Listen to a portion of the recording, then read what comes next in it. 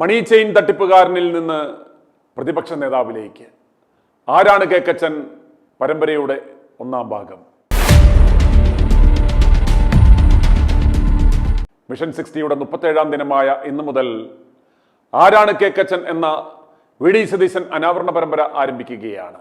പരമ്പരയുടെ ഒന്നാം ദിവസമായ ഇന്ന് പറവൂരിൽ മണി ചെയിൻ തട്ടിപ്പുമായി നടന്ന വി ഡി സതീശൻ 5 തവണ തുടർച്ചയായി MLA ആകുകയും പുനർജനനി തട്ടിപ്പടക്കം ഇടതുപക്ഷത്തിന്റെ സെറ്റിൽമെന്റ് വിശ്വസ്തനായി കോടികൾ തട്ടുന്ന ഒരു തീവെട്ടിയായി മാറുമ്പോഴും തനിക്ക് പാരയാകുവാൻ സാധ്യതയുള്ള സകലരെയും വെട്ടിയ അനുഭവങ്ങൾ സിമി റോസ്ബൽ ജോൺ പങ്കുവയ്ക്കുന്നു. ഈ പരമ്പരയുടെ ഉദ്ദേശം എന്ന് പറയുന്നത് സകലരെയും ഒതുക്കുന്ന വി ഡി സതീശന്റെ പൊയ്മുഖം അനാവരണം ചെയ്യുക എന്ന ഉദ്ദേശത്തോടെ മാത്രമാണ്. ഇയാളുടെ നിലപാടുകൾ വെറും കാപട്യം നിറഞ്ഞതാണെന്ന് ജനങ്ങളെ ബോധ്യപ്പെടുത്തുന്നതിന് വേണ്ടി മാത്രമാണ്. പരമ്പരയുടെ ഒന്നാം ഭാഗത്തിലേക്ക്. സിമി റോസ്ബൽ ജോൺ എന്ന വ്യക്തിയെ ഞാൻ ആദ്യമായി ശ്രദ്ധിക്കുന്നത് മാധ്യമങ്ങളിലൂടെ വി ഡി സതീശനെതിരെ വളരെ ശക്തിയായി പ്രതികരിക്കുന്ന ഒരു വ്യക്തിത്വം എന്ന നിലയ്ക്കാണ്. അന്നേരം ആ വാർത്ത ശ്രദ്ധിച്ചപ്പോൾ ഒരു കാര്യം മനസ്സിലായി. വി ഡി സതീശൻ എന്ന് പറയുന്ന വ്യക്തിയെ ഇൻഡെപ്ത്, അദ്ദേഹത്തിൻ്റെ സകല കാര്യങ്ങളും അറിയാവുന്ന ഒരു വ്യക്തിയാണ് എന്ന് തോന്നിയത് കൊണ്ടാണ് മേഡവുമായി ഇതുപോലൊരു അഭിമുഖം നടത്തുവാൻ ITV ന്യൂസ് ആഗ്രഹിക്കുന്നത്. കാരണം ഈ വി ഡി സതീശൻ എന്ന് പറയുന്ന ഒരു വ്യക്തിയെക്കുറിച്ച് ഇപ്പോൾ നമുക്ക് നോക്കിക്കഴിഞ്ഞാൽ മനസ്സിലാകും. സകല മാധ്യമങ്ങളും ഒരു മീഡിയ സിൻഡിക്കേറ്റ് തന്നെ ഫോം ചെയ്യപ്പെട്ടു. അവരെല്ലാവരും തന്നെ ഈ വി ഡി സതീശൻ്റെ ഒരു PR വർക്കാണ് ചെയ്യുന്നത്. അന്നേരം വി ഡി സതീശനെ സംബന്ധിച്ചിടത്തോളം ഇന്ന് കാണുന്ന അതല്ലെങ്കിൽ ഒരു പൊട്ടൻഷ്യൽ ചീഫ് മിനിസ്റ്റർ കാൻഡിഡേറ്റ് എന്ന രീതിയിൽ പ്രൊപ്പഗേറ്റ് ചെയ്ത് കൊണ്ടുവരുന്ന ഒരു ഇൻഫ്ലേറ്റഡ് ബലൂണാണ് ഇദ്ദേഹം. പക്ഷേ ഇദ്ദേഹത്തിൻ്റെ ഈ 25 വർഷത്തെ അല്ലെങ്കിൽ ഇദ്ദേഹത്തിൻ്റെ ഒരു കരിയർ പരിശോധിച്ച് കഴിഞ്ഞാൽ ഇതേപോലുള്ള ഒരു ആവാസൻ, ആ പദവിക്ക് യാതൊരു തരത്തിലും യോഗ്യനല്ലാത്ത ഒരു വ്യക്തി എന്നാണ് ഞങ്ങളുടെ അന്വേഷണത്തിൽ മനസ്സിലായത്. അന്നേരം ഈ വ്യക്തിയെ ഇൻഡെപ്തായി അറിയാവുന്ന ഒരു വ്യക്തി എന്ന നിലയ്ക്ക് മേഡം ITV ന്യൂസ് പ്രേക്ഷകരുമായിട്ട് ആ ചിന്തകളൊന്ന് പങ്കുവയ്ക്കുക, അത് ഞങ്ങളുടെ പ്രേക്ഷകരുമായി ഒന്ന് പങ്കുവയ്ക്കുക എന്നൊരാഗ്രഹത്താലാണ് ഞങ്ങൾ ഇന്നെത്തിയത്. മേഡത്തിന് ഈ വി ഡി സതീശനെ എത്ര വർഷമായിട്ട് അറിയാം? എനിക്ക് കഴിഞ്ഞ 37 വർഷമായിട്ട് അറിയാം. ഞാൻ പ്രീ ഡിഗ്രി പഠിക്കുന്ന സമയത്ത് മുതൽ അറിയാം. എറണാകുളം മഹാരാജാസ് കോളേജിൽ ഞാൻ ഏറ്റവും താഴെത്തട്ടിൽ നിന്ന് വന്ന ഒരാളാണ്. KSUവിൻ്റെ കൾച്ചറൽ ഫോറം കൺവീനറായിരുന്നു, യൂണിറ്റ് ഭാരവാഹിയായിരുന്നു. കുടുംബക്കാരെല്ലാം ഒരു കോൺഗ്രസ് കുടുംബമായിരുന്നു നമ്മുടേത്? അങ്ങനെയല്ല, PTയുടെ നിർബന്ധത്താലാണ്. എൻ്റെ പിതാവ് HMTയിൽ എഞ്ചിനീയർ ആയിരുന്നു. അപ്പോൾ PT അവിടുത്തെ യൂണിയൻകാരുമായിട്ട് ഞാൻ മലയാള മനോരമ ബാലജനസഖ്യത്തിലുണ്ടായിരുന്നു, ഭാരവാഹിയായിരുന്നു, ബാലജനസഖ്യത്തിൻ്റെ ഭാരവാഹിയായിരുന്നു. അപ്പോൾ അത്യാവശ്യം ഡോക്ടർ PC അലക്സാണ്ടർ എൻഡോമെന്റ് പ്രസംഗ മത്സരത്തിലൊക്കെ സമ്മാനാർഹിയായിട്ടുള്ള ഒരാളായിരുന്നു. അപ്പോൾ PT അത് കണ്ടെത്തി. അങ്ങനെയാണ് ഞാൻ പൊളിറ്റിക്സിൽ എൻ്റെ ഒരു മെൻറ്റർ എന്ന് പറയാവുന്നത് PT കണ്ടെത്തിയ ഒരാളാണ്. കാരണം വെച്ചാൽ എൻ്റെ മാതാപിതാക്കൾക്ക് ഞാൻ ഒരു മകളായിരുന്നു. അപ്പം അവർക്ക് തീർച്ചയായിട്ടും ഒരു കോളേജ് ഇലക്ഷനൊക്കെ നിർത്താൻ പഠിപ്പിക്കുക എന്നല്ലാതെ അവർക്ക് ഇങ്ങനെ നേതാവാകുക അങ്ങനെയൊന്നുള്ള സ്വപ്നങ്ങളൊന്നും ഉണ്ടായിരുന്നില്ല. അപ്പം PT കാരണമാണ് ഞാൻ സത്യത്തിൽ പൊളിറ്റിക്സിൽ വരാനുള്ളൊരു കാരണം. അപ്പോൾ PT തന്നെയാണ് അന്നത്തെ KSUവിൻ്റെ യൂണിറ്റ് പ്രസിഡന്റ് രാജീവിനെയും അതുപോലെ ജെയിൻ ജോർജ് KSUവിൻ്റെ ജില്ലാ സെക്രട്ടറി, അപ്പോൾ അവരെയൊക്കെ വിട്ടിട്ടാണ് ഞാൻ ഇതിലേക്ക് എന്നെ എന്താ പറയുക നിർബന്ധിച്ച് കൊണ്ടുവന്നത്.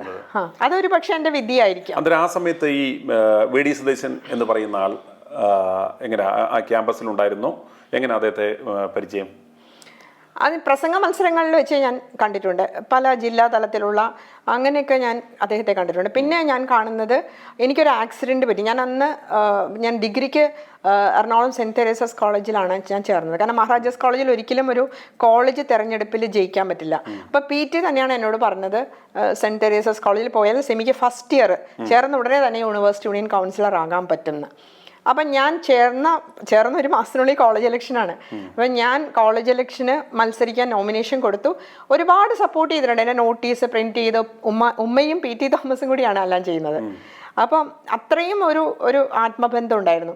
അതിൽ പത്മജ വേണുഗോപാലാണെങ്കിലും ആ സമയത്ത് ഡോക്ടർ വേണുഗോപാലും പത്മജ വേണുഗോപാലും ഞങ്ങൾ ഒരു ഫാമിലി ഫ്രണ്ട്സ് പോലെയായിരുന്നു. അപ്പം എൻ്റെ കോളേജിൽ എനിക്ക് വേണ്ടി ഒരുപാട് വോട്ട് പത്മജ ചേച്ചി പിടിച്ചിട്ടുണ്ട് അന്നത്തെ കാലത്ത്. കാരണം ഞാൻ ആ കോളേജിൽ പുതിയ കുട്ടിയാണല്ലോ, ചേർന്നിട്ട് 2 ആഴ്ചയായിട്ടുള്ളൂ, നോമിനേഷൻ കൊടുക്കുമ്പോഴേക്കും 1 മാസമായി. അപ്പോൾ ആ തെരഞ്ഞെടുപ്പിൽ ഞാൻ ജയിക്കണമല്ലോ. അപ്പൊ അത് ഫസ്റ്റ് തെരഞ്ഞെടുപ്പ് എങ്ങനെയായിരുന്നു സെന്റ് തെരേസസിലെ? ഫസ്റ്റ് ഞാൻ യൂണിവേഴ്സിറ്റി യൂണിയൻ കൗൺസിലറായിട്ട് വമ്പിച്ച ഭൂരിപക്ഷത്തിലാണ് ജയിച്ചത്. അതിന്റെ പിന്നിൽ എന്റെ മാത്രമല്ല, ഈ PT-യുടെ, ഉമ്മയുടെ, അതുപോലെ പത്മജ വേണുഗോപാലിന്റെ ഒക്കെ ഒരുപാട് സപ്പോർട്ട് ഉണ്ടായിരുന്നു. N വേണുഗോപാലിന്റെ സപ്പോർട്ട് ഉണ്ടായിരുന്നു, KC രമേശിന്റെ സപ്പോർട്ട് ഉണ്ടായിരുന്നു. ഇവിടെ ഉണ്ടായിരുന്ന ഒരു ടീം നല്ല രീതിയിൽ സപ്പോർട്ട് ചെയ്യുന്ന ഒരു ലീഡേഴ്സ് ആയിരുന്നു അന്നുണ്ടായിരുന്നു. വെച്ചാല് കൂടുതൽ ആളുകൾ, പെൺകുട്ടികൾ വരണം, കുട്ടികൾ വരണം, ആ ഒരു ചിന്താഗതി ഉണ്ടായിരുന്നു. ആ പ്രത്യേകിച്ച് പത്മജ വേണുഗോപാലിന്. ഒരു വലിയ ഉന്നതിയിലേക്ക് പൊയ്ക്കൊണ്ടിരുന്ന നമ്മുടെ കരിയറിനെ നശിപ്പിച്ചത് ഈ VD സതീശൻ ആണെന്ന് പറയാൻ പറ്റുമോ? തീർച്ചയായിട്ടും പറയാൻ പറ്റും. ഇപ്പം ഇയാൾ എങ്ങനെയാ ചേസ് ചെയ്തത് നമ്മളെ? അതായത് ഇത്രയും മുതിർന്ന ലീഡേഴ്സിൽ നിന്ന് നമുക്ക് സപ്പോർട്ട് കിട്ടുന്നു, നമ്മൾ ഓരോ ഉന്നത പദവികളിലെത്തുന്നു.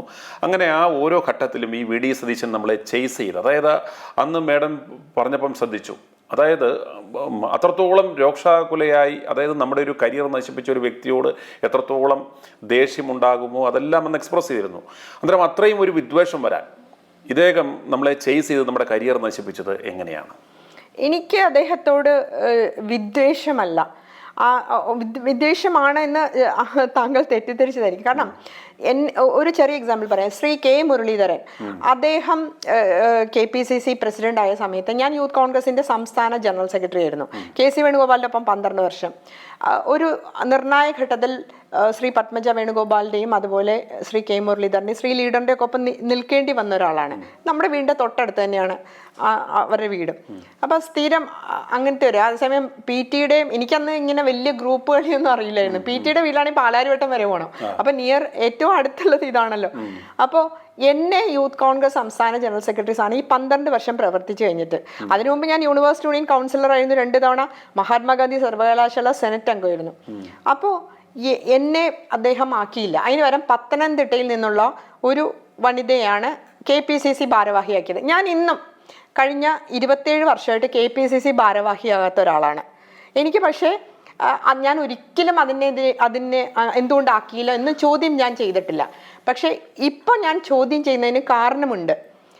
അതൊരിക്കലും ഒരു അധികാരമോഹം കൊണ്ടല്ല. അന്ന് പത്മജ വേണുഗോപാലിനെ പോലെയുള്ള ആളുകൾ ഉണ്ടായിരുന്നു. അന്ന് എന്നെ ഞാൻ KC വേണുഗോപാലിന്റെ ഒപ്പം ഒരേ ഒരു വനിതാ ജനറൽ സെക്രട്ടറി ആയിരുന്നു ഞങ്ങൾ, 28 ഭാരവാഹികളിൽ. അപ്പം എന്നെ KPCC-യിൽ എടുക്കാൻ എന്നാന്ന് പത്മജ വേണുഗോപാൽ ശ്രീ K കരുണാകരൻ എന്ന അവരുടെ പിതാവിൻ്റെ അടുത്ത് വളരെ ദേഷിച്ചു. പാർട്ടിയിൽ പ്രവർത്തിക്കാനായിട്ട് ഈ KSU വന്നിട്ട് യൂത്ത് കോൺഗ്രസ്സിലെ കുട്ടികൾ വേണ്ടാന്നാണോ മുരളിയേട്ടൻ്റെ ചിന്താഗതി? അത് അച്ഛൻ ചോദിക്കണം. ആ കുട്ടിയെ പാർട്ടിയിൽ പ്രവർത്തിപ്പിക്കണം. നമുക്ക് അസംബ്ലിയോ പാർലമെന്റോ ഒന്നും കൊടുക്കാൻ പറ്റില്ല. അപ്പൊ ഇവിടെ KV തോമസ് എന്ന് പറഞ്ഞൊരു ലീഡർ ഉണ്ടല്ലോ. അപ്പൊ ഞങ്ങളുടെ കമ്മ്യൂണിറ്റിയിൽ നിന്ന് വേറൊരാള് വരുവാൻ അദ്ദേഹത്തിന് താല്പര്യമില്ല. അപ്പൊ അതൊക്കെ പത്മജ ചേച്ചി എന്നോട് പറഞ്ഞിട്ടുണ്ട്.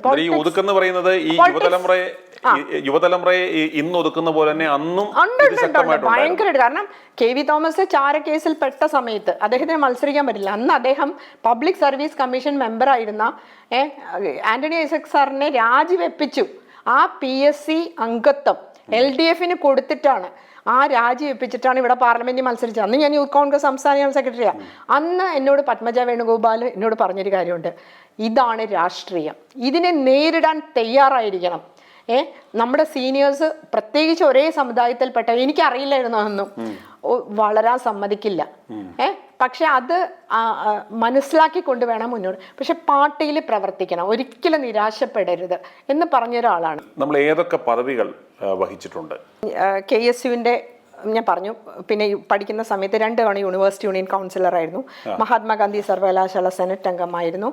പിന്നെ എറണാകുളം ജില്ലാ കൗൺസിലിൽ വനിതയായിരുന്നു. അപ്പോൾ സ്വാഭാവികമായിട്ടും എറണാകുളം ഡിവിഷൻ എന്ന് പറഞ്ഞാൽ ഇന്നത്തെ കൊച്ചിൻ കോർപ്പറേഷന്റെ 28 ഡിവിഷൻ വരുമായിരുന്നു ജില്ലാ കൗൺസിലിൽ. അപ്പോൾ അവിടെ ഇതിപ്പോൾ ലാറ്റിൻ കാത്തലിക്കിന് സംവരണം ചെയ്യപ്പെട്ട ഒരു ഇതാണ് പറയുമ്പോൾ അത് പറയണമല്ലോ. അപ്പോൾ ഒരു വനിതയാണ്, ലാറ്റിൻ കാത്തലിക്കാണ്. ഞാൻ ഒരു വിദ്യാർത്ഥി നേതാവ്, മീൻസ് ആ പത്മ ചേച്ചിക്കൊക്കെ അറിയുന്നതുകൊണ്ട് അവര് തീരുമാനമെടുത്തു എന്നെ മത്സരിപ്പിക്കണം എന്നുള്ളത്. അങ്ങനെയാണ് ഞാൻ മത്സരിച്ചത്. ഞാൻ റെക്കോർഡ് ഭൂരിപക്ഷത്തിലാണ് ഞാൻ ജയിച്ചത്. അത് ഫെമീനെ അടക്കമുള്ള ഇന്ത്യയിലെ പ്രമുഖ മാഗസിനുകളിൽ, പത്രങ്ങളിൽ, വനിതയിലെല്ലാം വന്നിട്ടുണ്ട് ആ ഒരു കാലഘട്ടത്തിൽ. പക്ഷെ അത് കഴിഞ്ഞപ്പോൾ പിന്നെ എന്നെ അങ്ങ് സൈഡ് ലൈൻ ചെയ്യാൻ തുടങ്ങി. മറ്റു പദവികൾ ഇപ്പോൾ യൂത്ത് കോൺഗ്രസിന്റെ രണ്ടാമത്തെ ടേമിൽ എനിക്ക് KPCC-യിൽ ഭാരവാഹിയാൻ അന്നത്തെ KPCC പ്രസിഡന്റ് അനുവദിച്ചില്ല. അവിടെ മെറിറ്റ് തഴയപ്പെട്ടെങ്കിലും അതിനെ ചോദ്യം ചെയ്യാൻ ആൾക്കാരുണ്ടായിരുന്നു. ആ കുടുംബത്തിൽ നിന്ന് തന്നെ ഉണ്ടായിരുന്നു. പിന്നെ എനിക്ക് ഒരു ടേമും കൂടി അനിൽകുമാറിന്റെ ഒപ്പം യൂത്ത് കോൺഗ്രസിൽ. അപ്പൊ നിരാശപ്പെടേണ്ടി വരില്ല, കാരണം നമുക്ക് പ്രവർത്തിക്കാനുള്ള സ്പേസ് ഉണ്ട്. ഒരാൾ നമ്മളെ തടഞ്ഞാൽ, ഒരു വാതിൽ കൊട്ടിയടിച്ചാൽ വേറൊരു വാതിൽ നമുക്ക് തുറന്നു തരുമായിരുന്നു. അതുപോലെ ഉമ്മൻചാണ്ടി സാറാണെങ്കിലും ഉമ്മൻചാണ്ടി സാറിന്റെ വൈഫാണെങ്കിലും എന്നോടൊന്നും ഒരാളും ഒരു ഗ്രൂപ്പ് വിവേചനം കാണിച്ചിട്ടില്ല. ഞാൻ എല്ലാവരുടെ ഒരു സ്നേഹഭാജനമായിരുന്നു. ആ പ്രത്യേകം ഇവൻ രമേശിയുടെ വൈഫ് അനിത ചേച്ചി, രമേശ് എന്നോട് പറയും, എൻ്റെ ഭാര്യ ഒരാളുടെ കാര്യം എന്നോടത്ത് പറയാറില്ല, തൻ്റെ കാര്യം മാത്രം എപ്പോഴും എന്നോട് സംസാരിക്കുന്നത്. അത്രയും സ്നേഹമാണ്. ഞാൻ ട്രിവാൻഡ്രത്ത് നിന്നൊക്കെ പോവുകയാണെങ്കിൽ തിരിച്ചു പോകണമെങ്കിൽ പറയും, സിമി ഇത് കയ്യിൽ വെക്കണം, വൈകുന്നേരം വരെ വിശന്നിരിക്കരുത്, അവിടെ എത്തുമ്പോൾ എറണാകുളത്ത് എത്തുമ്പോൾ 10 മണിയാവുമെന്ന് പറയും. അത്രയ്ക്ക് എന്താ പറയുക, സ്നേഹം എനിക്ക് കിട്ടിയിട്ടുണ്ട്. അതുപോലെ ലീഡറിൻ്റെ ഭാര്യ കല്യാണിക്കുട്ടിയമ്മയൊക്കെ ആണെങ്കിൽ അതൊന്നും പറയാൻ പറ്റില്ല. അങ്ങനെ ഞങ്ങളെ സംബന്ധിച്ച് ഞങ്ങളെ ഏറ്റവും കൂടുതൽ സഹായിച്ചിട്ടുള്ളത് സ്ത്രീകളാണ്. ഞങ്ങൾ എവിടെയെങ്കിലും തഴയപ്പെട്ടിട്ടുണ്ടെങ്കിൽ അവിടെ അപ്പോൾ ഞങ്ങൾക്ക് വേണ്ടി പറയാൻ ആൾക്കാരുണ്ടായിരുന്നു. ഇന്ന് അതുണ്ടോ? ഇന്ന് എങ്ങനെയെങ്കിലും ചവിട്ടി പുറത്താക്കിയിട്ട് മെറിറ്റ് ഇല്ലാത്ത ആളുകൾക്ക് അവസരങ്ങൾ കൊടുക്കുക. ഈ സതീശന് എന്തൊക്കെ ദ്രോഹങ്ങളാണ് നമുക്കെതിരെ ചെയ്തിട്ടുള്ളത്? ഞാൻ ഈ യൂത്ത് കോൺഗ്രസിന്റെ സമ്മേളനങ്ങളൊക്കെ നടക്കുമ്പോൾ ഇദ്ദേഹത്തിന് ഭയങ്കര അസൂയാണ് എന്നോട്. കാരണം ഈ പുള്ളിക്ക് ഭാരവാഹിയാവാൻ പറ്റിയില്ല, KSUവിലോ യൂത്ത് കോൺഗ്രസിലോ ഒന്നും ഭാരവാഹിയാവാൻ പറ്റിയില്ല. അപ്പം ഈ പുള്ളിക്ക് അന്നൊരു സ്കൂട്ടുകാരൻ്റെ ഒരു ലാംബി സ്കൂട്ടറുണ്ട്. ഇത് ഞാൻ വെച്ചിട്ടുള്ള ബ്ലോക്ക് സെക്രട്ടറി ജോജോ പനക്കലുണ്ട്, ഇദ്ദേഹത്തിനെ കൊണ്ടാണ് സ്റ്റാർട്ട് ചെയ്യിക്കുന്നത്. ഇദ്ദേഹം പറഞ്ഞു, ഞങ്ങൾ സ്റ്റാർട്ട് ചെയ്ത് മതിയായി, വർക്ക്ഷോപ്പിൽ കൊടുക്കാൻ പൈസയില്ല, ഈ സ്റ്റാർട്ട് ചെയ്യില്ല. ഇങ്ങനെ നടന്ന ഒരാൾ, മണി ചെയിൻ തട്ടിപ്പിന് ഞങ്ങളെ ചേർക്കാൻ വേണ്ടി ഞങ്ങളുടെ പുറകെ നടന്ന ഒരാൾ. അന്ന് സ്വർണത്തിന് 2000 രൂപ വിലയുള്ള കാലത്താണ് ഇദ്ദേഹം 2000 രൂപയുടെ മെമ്പർഷിപ്പായിട്ട് വരുന്നത്. അതൊരു ബോംബെ ബേസ്ഡ് തട്ടിപ്പ് കമ്പനിയാണ്. അതിനെക്കുറിച്ച് ഒരുപാട് പേരുടെ പൈസ പോയി. ഈ മണി ചെയിൻ തട്ടിപ്പ് കേസിലെ ശരിക്കും ഒരു ക്രിമിനൽ ഒരു പ്രതിയായിരുന്നു ഈ. അത് പത്മജ വേണുഗോപാലിനോടൊക്കെ ചോദിച്ചാൽ പറയും, ഒരുപാട് പരാതി കിട്ടി. എനിക്ക് തോന്നുന്നു ഇദ്ദേഹം ആദ്യമായിട്ട് പൈസ കാണുന്നത് അങ്ങനെയാന്ന് തോന്നണേ, എനിക്ക് തോന്നുന്നു. ഞങ്ങളുടെ ഈ പറവൂരിൽ നിന്നുള്ള ആളുകൾ തന്നെ, എൻ്റെ ഞാൻ വെച്ച ജില്ലാ സെക്രട്ടറിയാണ് രാജേന്ദ്ര പ്രസാദ്, അദ്ദേഹം പറഞ്ഞിട്ടുണ്ട് ഈ VD സതീശനെ സ്കൂട്ടർ ഉന്തിക്കൊണ്ട് തന്നെയാണ് നടക്കുന്നതെന്ന്. കാരണം പെട്രോൾ അടിക്കണമല്ലോ. അതുപോലെ ഞാൻ കേട്ടിട്ടുണ്ട്, ഇദ്ദേഹം അവിടെയുള്ള പണം കടം ചോദിക്കാത്ത ഒരു മനുഷ്യൻ പോലും എന്നോട് ചോദിച്ചിട്ടുണ്ടല്ലോ, എന്നോട് 1000 രൂപ ചോദിച്ചിട്ടുണ്ട്. അദ്ദേഹം അത് നിഷേധിക്കട്ടെ. ആ ചോദിച്ച സമയത്ത് MR അഭിലാഷ് ഉണ്ടായിരുന്നു, KC രമേശ് ഉണ്ടായിരുന്നു. KC രമേശ് ഇന്ന് മരിച്ചുപോയി, മനസ്സിലായി. N വേണുഗോപാൽ ഉണ്ടായിരുന്നു. ഇവരൊക്കെ പറയട്ടെ. ഇപ്പൊ ഇദ്ദേഹത്തിന്റെ ആണെങ്കിലും ഇപ്പൊ കുടുംബമാണെങ്കിലും ആ കുടുംബ വീതം ഒക്കെ ലഭിച്ച തുകയാണെങ്കിലും ഇദ്ദേഹം തെരഞ്ഞെടുപ്പ് സമയത്ത് സമർപ്പിച്ചേക്കുന്ന രേഖ പരിശോധിച്ചാൽ കാണാൻ സാധിക്കുന്നത് ഏതാണ്ട് 18 ലക്ഷം രൂപയുടെ ഒരു അസറ്റ് മാത്രമേ ഇയാൾക്കുള്ളൂ എന്നാ. എന്നാൽ ഇന്ന് ആയിരക്കണക്കിന് കോടിയുടെ അസറ്റ് ഇയാൾക്ക് എങ്ങനെ ആകാം വന്നത്? അതൊരു അലാവുദ്ദീൻ്റെ അത്ഭുത വിളക്ക് പോലത്തെ ഒരു കഥയാണ് എനിക്ക് തോന്നുന്നത്. കാരണം ഞങ്ങൾ ആരും വിചാരിച്ചിട്ടില്ല. കാരണം ഈ ഒന്നും അല്ലാതിരുന്ന് നടന്നിരുന്ന കുബുദ്ധി കൊണ്ട് അല്ലെങ്കിൽ ഈ നേർവഴിയിലൂടെയാണ് ഇതൊന്നും നേടിയതെന്നും ഞാൻ വിശ്വസിക്കുന്നില്ല. ഞാൻ മാത്രമല്ല, എറണാകുളത്ത് ഇദ്ദേഹം ആദ്യം എന്നോട് വത്സല പ്രസന്നകുമാർ എന്ന് പറഞ്ഞിട്ട് KPCCയുടെ വൈസ് പ്രസിഡന്റ് ആയിരുന്ന ഒരു വനിതയുണ്ട്, അവരെ പറവൂർ നഗരസഭയുടെ ചെയർപേഴ്സണാണ്. ഇവർ പറയുന്നത് ഈ ആദ്യം MLA ആയിട്ട് ചെയ്ത പണി എന്ന് പറഞ്ഞാൽ അവർക്കിട്ട് ഒരു ടോർപിഡോ പാര വെച്ചിട്ട് അവരുടെ അവിശ്വാസ പ്രമേയം കൊണ്ടുവന്ന് ഒരു ക്യാൻസർ പേഷ്യൻറ്റിനെ ആംബുലൻസ് വാനിൽ കൊണ്ടുവന്നിട്ട് അവരെ പുറത്താക്കാൻ വേണ്ടി 1 വോട്ടിൻ്റെ വ്യത്യാസത്തിലാണ് ഈ നഗരസഭ ചെയർപേഴ്സൺ ഇതായത്. അതോടുകൂടി അവിടെ നിന്നുള്ള ഒരു വനിതാ നേതാവ് തീർന്നു കിട്ടി. എന്നിട്ട് രാത്രി ഒന്നും അറിയാത്ത പോലെ വരുമോ, ചെന്നിട്ട് പറയുവാണ്, ഇവരെ സമാധാനിപ്പിക്കണം. ഇവരെല്ലാം അറിഞ്ഞിട്ടിരിക്കുവാണ്, അവരെ ആശ്വസിപ്പിക്കുകയാണ്. അതായത് എല്ലാ പാരയും വെച്ച് അവരെ അവിശ്വാസ പ്രമേയത്തിലൂടെ പുറത്താക്കിയതിന് ശേഷം അവരെ സമാധാനിപ്പിക്കാൻ രാത്രി അവരുടെ വീട്ടിൽ ചെല്ലുവാണ്. ഇങ്ങനെ തന്ത്രങ്ങളും കുതന്ത്രങ്ങളും പകയും ഇങ്ങനെ ഒരു നേതാവ് കേരള ചരിത്രത്തിലുണ്ടായില്ല. എൻ്റെ പിതാവ് എന്നോടത്ത് പറഞ്ഞിട്ടുള്ളൊരു കാര്യമുണ്ട്, ശത്രുവാണെങ്കിലും never speak bad about others എന്ന്. വളരെ കുഞ്ഞിൽ എന്നെ പഠിപ്പിച്ചൊരു കാര്യമാണ്. പക്ഷേ എൻ്റെ കയ്യിലിരിക്കുന്ന ഈ ജപമാല തൊട്ട് ഞാൻ പറയാണ്, നാരകീയ സർപ്പത്തിൻ്റെ തല തെറിപ്പിക്കാൻ ശക്തിയുള്ള ഒരു ജപമാലയാണിത്. ഞാനൊരു ക്രിസ്ത്യൻ വനിതയാണ്. ഞാൻ പറയുകയാണ്, VD സതീശൻ നേടിയതെല്ലാം കാലത്തിൻ്റെ കാവ്യനീതി അദ്ദേഹത്തിൻ്റെ കാൽ ചുവട്ടിൽ അടിവേരുകൾ, ആ വേരുകളെ വെട്ടിമുറിക്കപ്പെടും. അത് ദൈവത്തിൻ്റെ നീതിയാണെന്ന് ഞാൻ വിശ്വസിക്കുന്നു. പ്രത്യേകിച്ച് എന്നെ പോലെ ഒരു വിധവയായ ഒരു സ്ത്രീയോട് അദ്ദേഹം കാണിച്ച ദ്രോഹം, അത് ഞാൻ പറയാം. എനിക്ക് എൻ്റെ പിതാവും എൻ്റെ ഭർത്താവിൻ്റെ സഹോദരി, അങ്ങനെ അടുത്തടുത്ത് ഞാൻ 3 മരണങ്ങളെ ഫേസ് ചെയ്ത ഒരാളാണ്. ആ സമയത്താണ് ഉമ്മൻചാണ്ടി സാറ് രമേശ് 25 വർഷം ഞാൻ പാർട്ടി പ്രവർത്തിച്ചു, നിരവധി തവണ അസംബ്ലി, പാർലമെന്റ്. ഇവര് എഡ്വേർഡ് എന്ന് പറഞ്ഞ ഒരാളെ വരെ കൊണ്ടുവന്നു വെള്ളക്കുപ്പായ ഇടിപ്പിച്ച്. അത് കഴിഞ്ഞ് ആന്റണി ഐസക് സാർ കഴിഞ്ഞ് എഡ്വേർഡ് എഴുത്തിനെ കണ്ടു. ഹൈബീഡന്റെ പിതാവിനെ MLA ആയിരുന്നു, അദ്ദേഹത്തിനെ പിടിച്ച് MP ആക്കി വിട്ടു. ഇപ്പൊ ഹൈബീഡനെ വിട്ട പോലെ. അത് കഴിഞ്ഞ് MO ജോണിനെ കാൻഡിഡേറ്റ് ആക്കി. MO ജോണിനെ കാൻഡിഡേറ്റ് ആക്കിയിട്ട് അദ്ദേഹത്തെ തോപ്പിക്കാൻ വേണ്ടി നടന്നതിന്റെ പരിണിത ഫലമാണ് DIC-യും NCP ഒക്കെ. അതൊക്കെ താങ്കൾക്ക് ചരിത്രമൊക്കെ ഞാനായിട്ട് കുറച്ചൊക്കെ ബന്ധപ്പെട്ടിട്ടുള്ളതാണ്. ഞാൻ യൂത്ത് കോൺഗ്രസിൽ ഉണ്ടായിരുന്നതാണ്, എനിക്ക് മത്സരിക്കാൻ അർഹതയുണ്ടായിരുന്നു. ഞാൻ ലാറ്റിൻ കാത്തലിക് കമ്മ്യൂണിറ്റിയാണ്. പക്ഷേ ഞാൻ നിശബ്ദമായിട്ട് തന്നെ പോരാടിയ ഒരാളാണ്. പക്ഷേ VD സതീശൻ എന്നെ പാർട്ടിയിൽ പ്രവർത്തിക്കാൻ അനുവദിക്കില്ല എന്ന് പറഞ്ഞു, മുഖത്ത് നോക്കി പറഞ്ഞു എന്നോട്. വിദ്വേഷം ഇയാൾക്ക് നമ്മോട് തോന്നാൻ അല്ലെ ഇത്രയും പിന്തുടർന്ന് വേട്ടയാടി നമ്മളെ ഇല്ലാതാക്കാനായിട്ടുള്ള എന്താണ് ഒരു റീസൺ? കാരണം ഒരു ദിവസം മാർഗരറ്റ് ആൽവയും മറ്റേ ബാട്ടിയൊക്കെ ഇവിടെ നിരീക്ഷകരായിട്ട് വന്നു. അപ്പം അന്ന് അദ്ദേഹം ഗസ്റ്റ് ഹൗസ് വെച്ചിട്ട്, തൈക്കാട് ഗസ്റ്റ് ഹൗസിൽ വെച്ച് പറഞ്ഞു, ഞാനപ്പോൾ ആ സമയത്ത് ഞാൻ ഓൾ ഇന്ത്യ മഹിളാ കോൺഗ്രസിന്റെ സെക്രട്ടറി ആയിരുന്നു, ഓൾ ഇന്ത്യ മഹിളാ കോൺഗ്രസ് സെക്രട്ടറി ആയിരുന്നു. ഞാൻ മാരാരി കുളത്ത് മത്സരിച്ചിരുന്നു അസംബ്ലിയിൽ. അല്ല, അതിന് മുമ്പായിരുന്നു അത്. അപ്പോൾ അന്ന് എൻ്റെ അടുത്ത് പറഞ്ഞു, ഈ സതീശൻ വന്നിട്ട് എന്നോട് പറഞ്ഞു, സിമിക്ക് എന്തെങ്കിലും ആവശ്യമുണ്ടെങ്കിൽ, ഫണ്ടോ ടിക്കറ്റോ എന്തെങ്കിലും ആവശ്യമുണ്ടെങ്കിൽ എൻ്റെ ഓഫീസായിട്ട് കോൺടാക്റ്റ് മതിയെന്ന്. അപ്പം ഞാൻ സതീശനോട് പറഞ്ഞു, ഞാൻ 91 മുതൽ ഞാൻ ഇൻകം ടാക്സ് കൊടുക്കുന്ന ഒരാളാണ്. ഞാൻ ഈ പാർട്ടിയിൽ അധ്വാനിച്ചിട്ട് പ്രവർത്തിക്കുന്ന ഒരാളാണ്. ഇന്ന് ഞാൻ ഇൻകം ടാക്സ് കൊടുക്കുന്ന ഒരാളാണ്. അപ്പോൾ എൻ്റെ പാർട്ടി പ്രവർത്തനം എന്ന് പറഞ്ഞാൽ എൻ്റെ നെറ്റിയിലെ വിയർപ്പുകൊണ്ട് ഞാൻ അധ്വാനിച്ച് ഞാൻ ഇവിടം വരെ എത്തിയ ഒരാളാണ്. എനിക്ക് ആരുടെയും ഒരു ഫണ്ട് ആവശ്യമില്ല എന്ന് ഞാൻ പറഞ്ഞിട്ടുണ്ട്. അങ്ങനെ ഈ ജപമാലയെ തൊട്ടാണ് ഞാൻ പറയുന്നത്. അത് മാത്രമാണ്, അങ്ങനെ ഒരു സംഭവം മാത്രമേ അദ്ദേഹം എൻ്റെ അടുത്ത് സംസാരിച്ചിട്ടുള്ളൂ. അപ്പോഴും ഞാൻ ആലോചിച്ചു, ഈ VD സതീശൻ എങ്ങനെയാണ് ഇതിന് മാത്രം ഫണ്ട് ഉണ്ടായത്? ഇവിടെ തണ്ടി തിരിഞ്ഞ് സ്കൂട്ടറിൽ പെട്രോൾ അടിക്കാൻ നടന്നിരുന്ന ആൾ എങ്ങനെയാണ് ഈ ആളുകളെ സ്പോൺസർ? അപ്പം ഞാനത് എൻ്റെ കൂടെ ഉണ്ടായിരുന്ന ഒരു റാണി എന്ന് പറയുന്നൊരു ബ്ലോക്ക് പ്രസിഡന്റ് ഉണ്ട്, അവരുടെ അടുത്ത് ഞാൻ പറഞ്ഞു, ഞാൻ ഇങ്ങനെ പറഞ്ഞപ്പോൾ പറഞ്ഞു, ചിലപ്പോൾ ഇയാൾ പാർട്ടി പിടിച്ചെടുക്കാൻ വേണ്ടി നടക്കുമായിരിക്കും, പാർട്ടി പിടിച്ചെടുക്കാൻ വേണ്ടി നടക്കുവാണ്, അതിൻ്റെ ഫലമായിട്ടാണ് പറയുന്നത് എന്ന് പറഞ്ഞു എൻ്റെ അടുത്ത്. പക്ഷെ അറിയില്ലായിരുന്നു, ഇയാൾ അവസാനം ഈ MLA-മാരെ തന്നെ ഇയാൾ പിടിച്ചടക്കി ഈ രമേശ് ചെന്നിത്തലയുടെയും ഈ ഉമ്മൻചാണ്ടിയുടെയും സാമ്രാജ്യം തകർത്ത് തരിപ്പണാക്കിയിട്ട് അവരുപയോഗിച്ചിരുന്ന കക്കൂസും അവരുപയോഗിച്ചിരുന്ന ഔദ്യോഗിക വസതിയും വാഹനവും ഒക്കെ ഇയാൾ തുരന്ന് കയറുന്ന, എന്താ ഇതിനെ പറയുന്ന, മൂർഖം പാമ്പെന്ന് എനിക്ക് പറയാൻ പറ്റില്ല, അണലി എന്ന് പറയാൻ പറ്റില്ല, എന്താന്ന് പറയാൻ പറ്റില്ല. കാരണം ഇയാളുടെ കൂടെ ആരും ഉണ്ടായിരുന്നില്ല. ഇയാൾ ഓരോ പരിപാടിക്ക് വരുമ്പോൾ ഇയാൾ ഡിസ്റ്റിലറി ഉള്ള ഒരു ഫ്രണ്ട് ഉണ്ട് ഇയാൾക്ക്.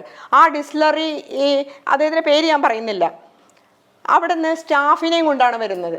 അണികളായിട്ട് 2 പേര് വേണമല്ലോ. ഇപ്പം ഞാൻ വിളിച്ച രാജേന്ദ്ര പ്രസാദ് വരും, ഞാൻ വെച്ചിട്ടുള്ള ബ്ലോക്ക് ഭാരവാഹികൾ വരും, അല്ലെങ്കിൽ എൻ്റെ മണ്ഡലം പ്രസിഡന്റ് വരും. അങ്ങനെ എനിക്ക് ഒരു ടീമുണ്ട്.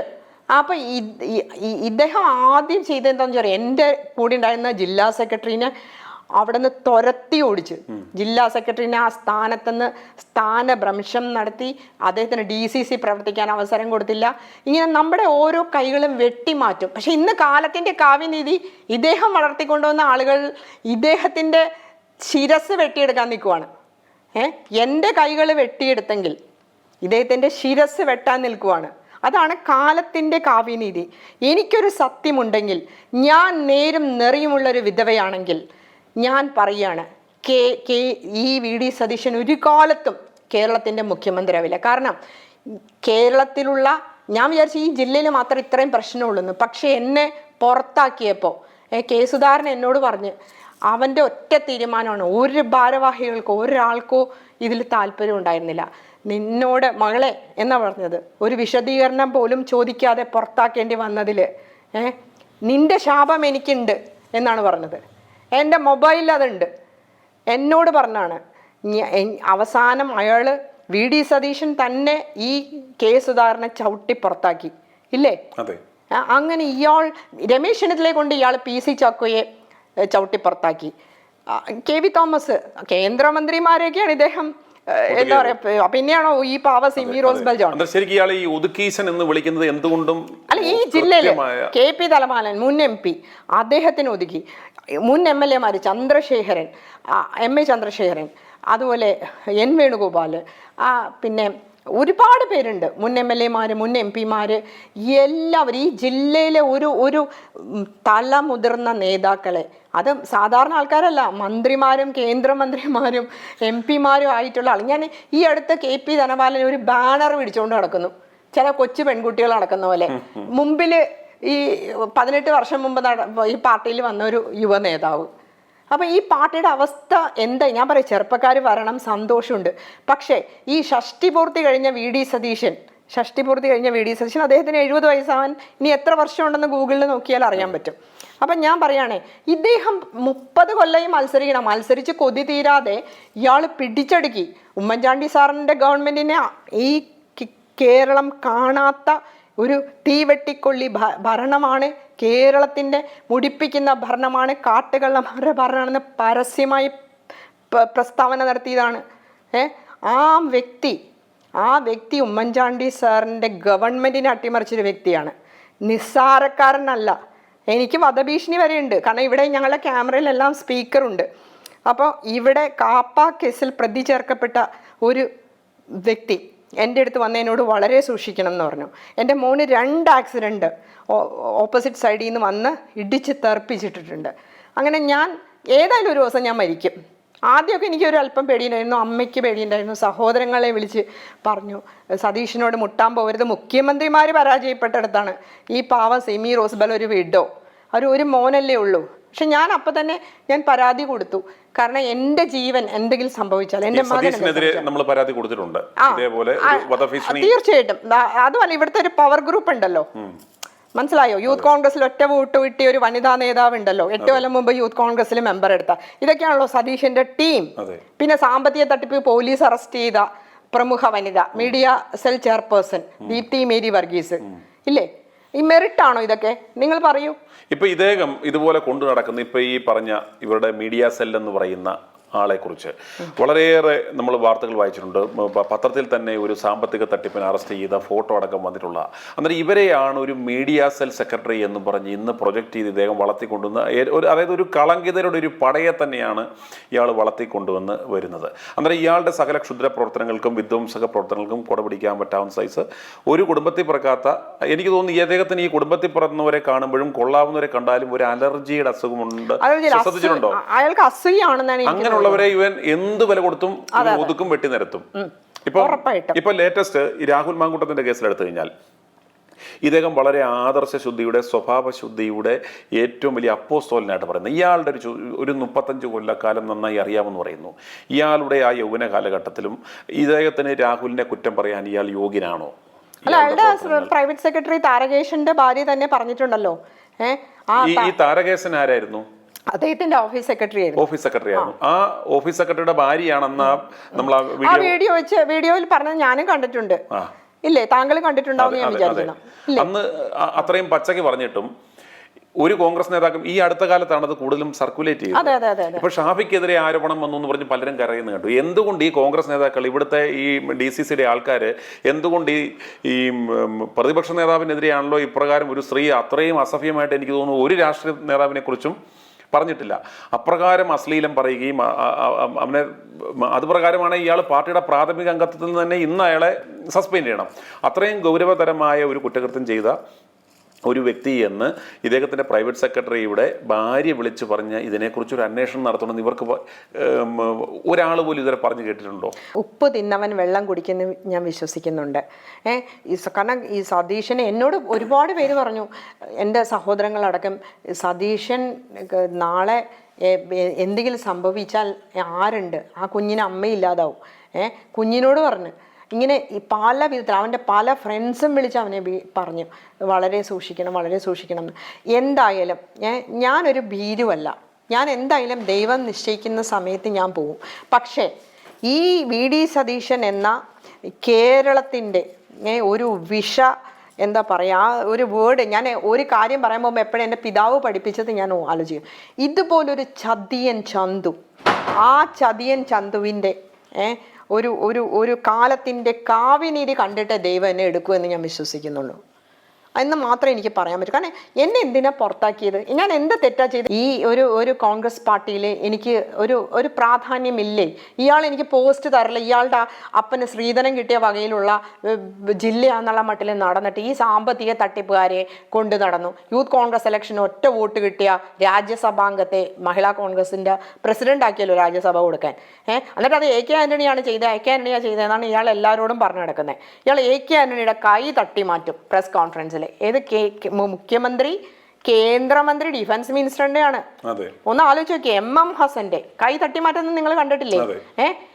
പിന്നെ അതുപോലെ തന്നെ K സുധാകരനെ പരിഹസിക്കുവാണ്, അങ്ങേർക്ക് ഇംഗ്ലീഷ് അറിയില്ല എന്നും പറഞ്ഞിട്ട്. ഈ പത്രക്കാർ ചോദിക്കുമ്പോൾ പറയുവാണ്. K സുധാകരനും ഈ അടുത്ത് പറഞ്ഞല്ലോ അദ്ദേഹത്തിന്റെ കൈയും തട്ടി മാറ്റിയിട്ടുണ്ടെന്ന് തോന്നുന്നു. പിന്നെ കോട്ടയം ജില്ലാ പ്രസിഡന്റ് ഒരു ഷാൾ ഇടാൻ പോകും, ആ ഷാള് വലിച്ചെറിയുന്നു. ആരാണ് ഇയാള്? ഇയാൾക്ക് എന്ത് പാരമ്പര്യം? ഇയാൾ ഏത് സമരമുഖത്താണ് ഉണ്ടായത്? ഇയാൾ പോലീസിന്റെ എന്തെങ്കിലും ഒരു മർദ്ദനം ഏറ്റിട്ടുണ്ടോ?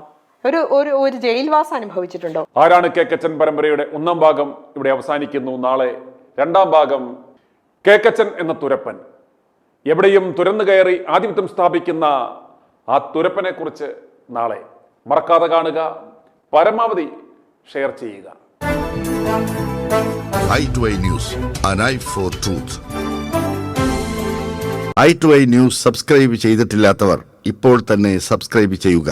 നോട്ടിഫിക്കേഷൻ ലഭിക്കുവാൻ ബെൽ ബട്ടണും അമർത്തുക.